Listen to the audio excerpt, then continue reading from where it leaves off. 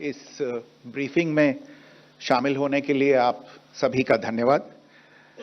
जैसा कि आप सभी जानते हैं, 22 अप्रैल 2025 को लश्कर-ए-तैयबा से संबंधित पाकिस्तानी और पाकिस्तान प्रशिक्षित आतंकवादियों ने भारत में जम्मू और कश्मीर के पहलगाम में भारतीय पर्यटकों पर बर्बरतापूर्ण हमला किया। 25 भारतीयों और एक नेपाली नागरिक को कायरतापूर्ण मौत के घाट उतार दिया गया।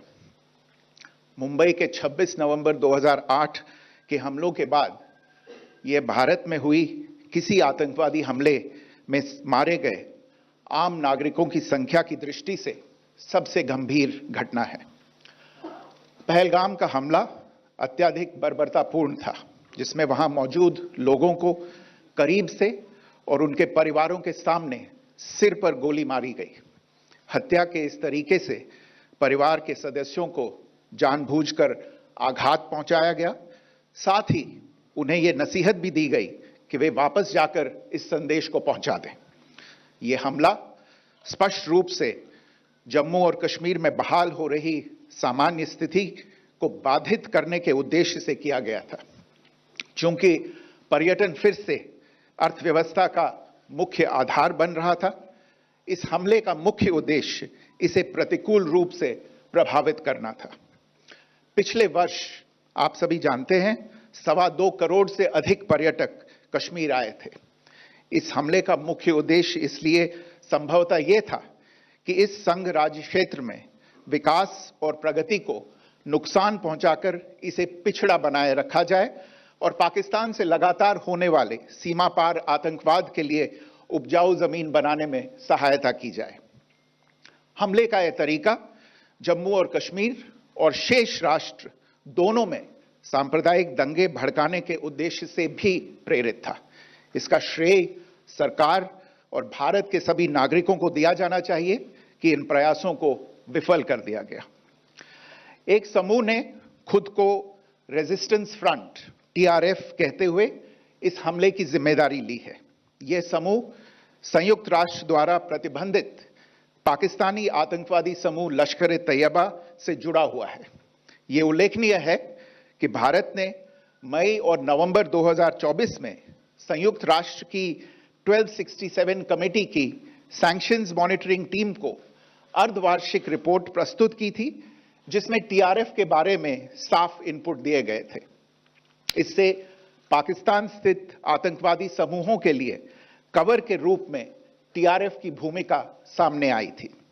इससे पहले भी दिसंबर 2023 में भारत ने इस टीम को लश्कर-ए-तैयबा और जैश-ए-मोहम्मद के बारे में सूचित किया था, जो TRF जैसे छोटे आतंकवादी समूहों के माध्यम से अपनी गतिविधियों को संचालित कर रहे हैं।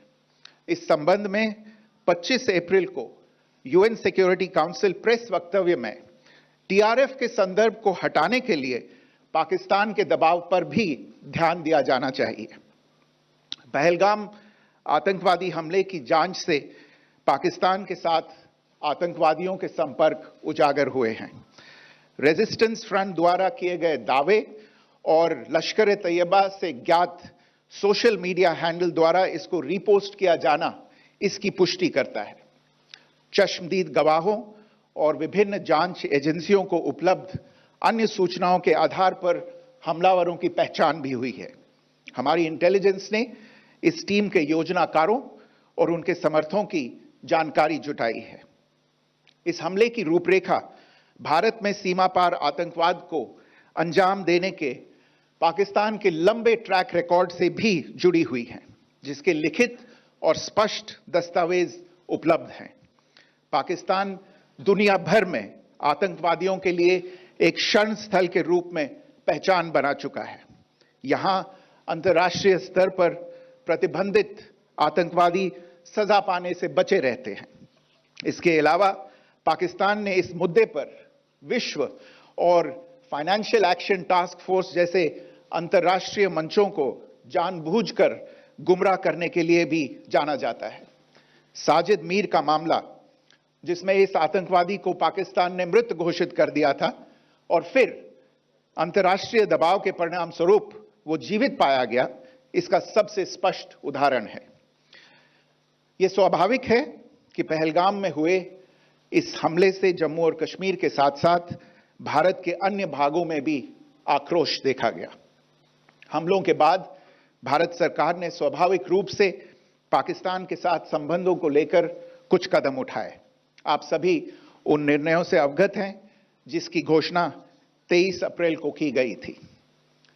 तथापि यह आवश्यक समझा गया कि 22 अप्रैल के हमले के अपराधियों और उनके योजनाकारों को न्याय के कटघरे में लाया जाए।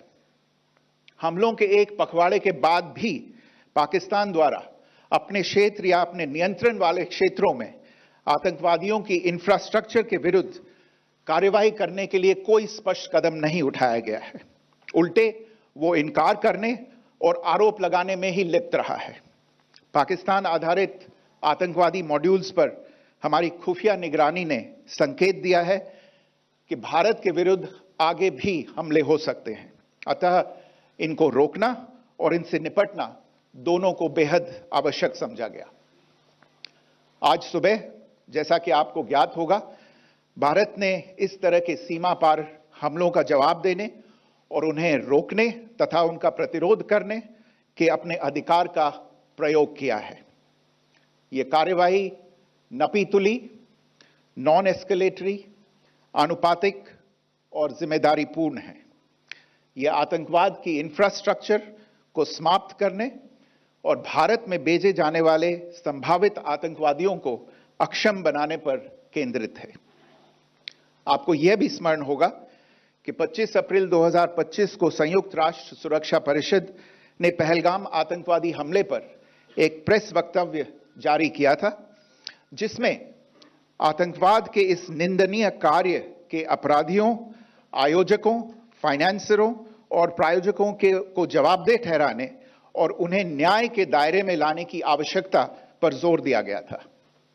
भारत की आज की इस कार्रवाई को इसी संदर्भ में देखा जाना चाहिए। Good morning. Thank you all for joining this briefing.